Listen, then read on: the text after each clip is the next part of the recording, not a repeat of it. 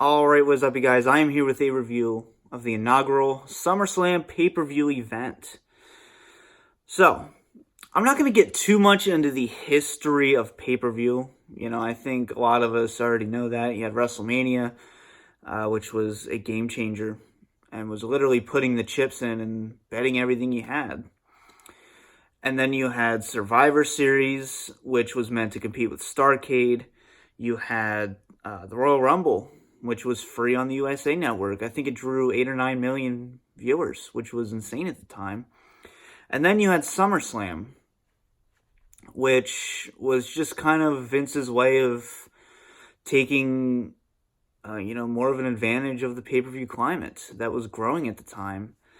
And this was meant to be a huge pay-per-view. Originally, since Turner had bought out Crockett, we were supposed to get a kind of jump ship from Ric Flair, and he was going to face Macho Man Randy Savage for the WWF title at the time.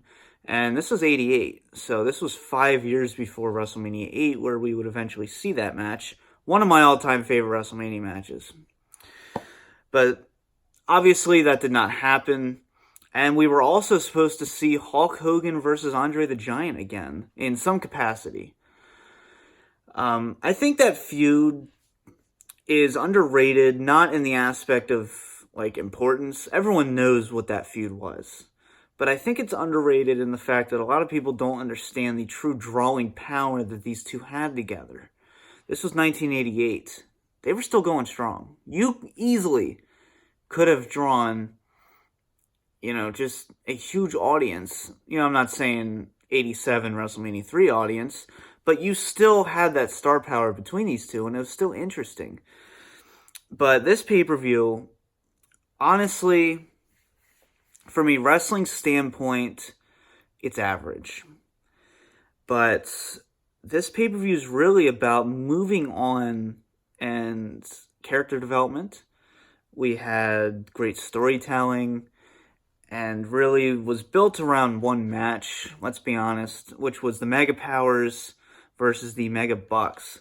And this was a fine example of slow burn storytelling, because obviously in 1989 at WrestleMania 5, we would get, the Mega Powers would explode. We would have Macho Man versus Hulk Hogan. And, this is August of 88. So you have Macho Man, Hulk Hogan, Elizabeth, all three very integral to this rivalry. Well, start of a rivalry. So, getting to the undercard here, I'm not going to name every match because honestly, like I said, this was built around the main event. And a lot of this stuff, I don't want to call it filler. I respect it too much to really call it filler.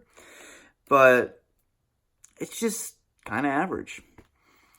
So we had the British Bulldogs versus the Rougeau brothers in a tag team match. This went to a 20-minute time limit draw.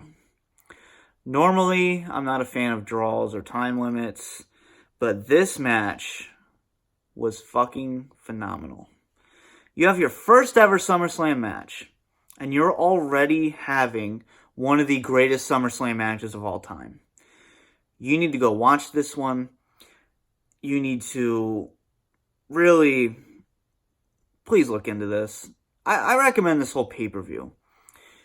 The tag team division was one of its best in WWF history here. We have great tag team action on here. We also had Demolition versus the Hart Foundation. Another good tag team match. So you have the British Bulldogs, the Rougeaus, Demolition, Hart Foundation, all on one card. That should show you how good tag team wrestling used to be. Seriously. We had Rick Rude defeating the Junkyard Dog by disqualification. This was at a time where Rick Rude and Jake Roberts were feuding. And they involved the real wife of Jake Roberts, then wife. And Rick Rude, he unveiled her face, her likeness on his tights.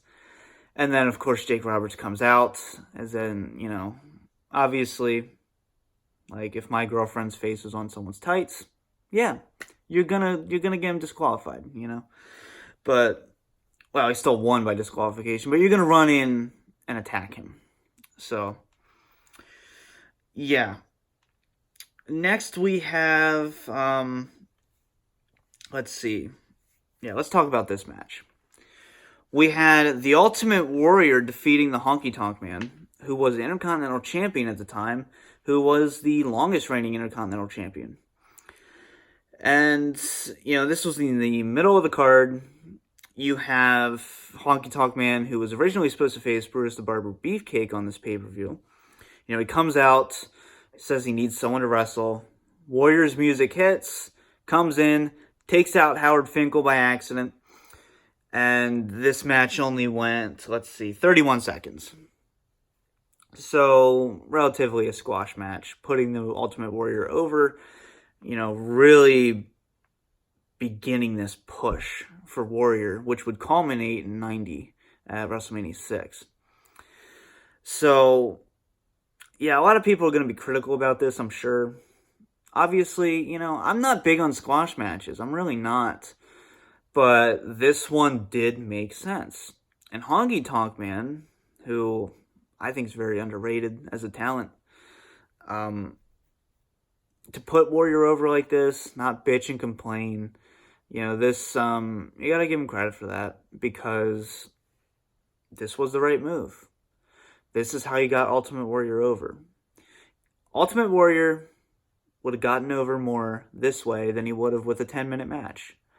The crowd loved this. And, it's cool to go back and watch. We all kind of have our mixed feelings on Warrior, let's be honest. But I thought this was perfectly done. And it's not very often I say that about a squash match.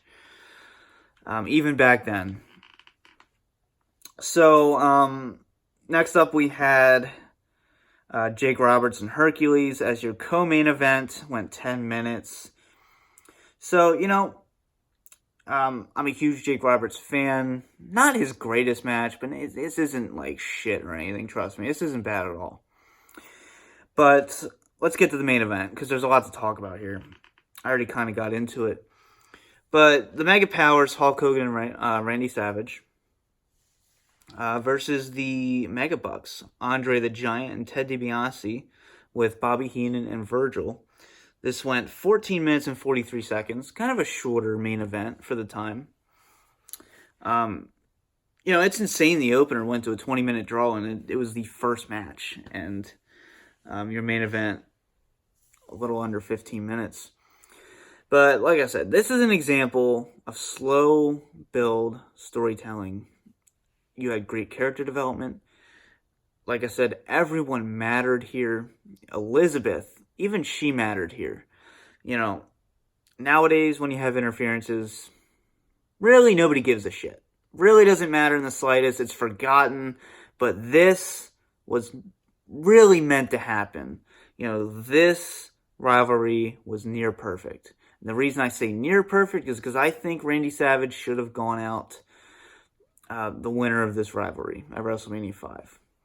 But that doesn't mean we still, we don't have a great build-up to it. And this really helped it, I love the Mega Power storyline. And, the WrestleMania 5 match, no, it's not a classic. And this match isn't really a classic either. But like I said, this rivalry was meant to happen in the aspect of everything mattered. Every little thing. And I think that's what's more important about this pay-per-view, was just kind of, like I said earlier, I think I mentioned kind of moving on. Moving on from Hogan and Andre, moving on from WrestleMania 4, Ted DiBiase and Savage, and really building for the future here, for the next year. So overall, I'm going to give this pay-per-view a B.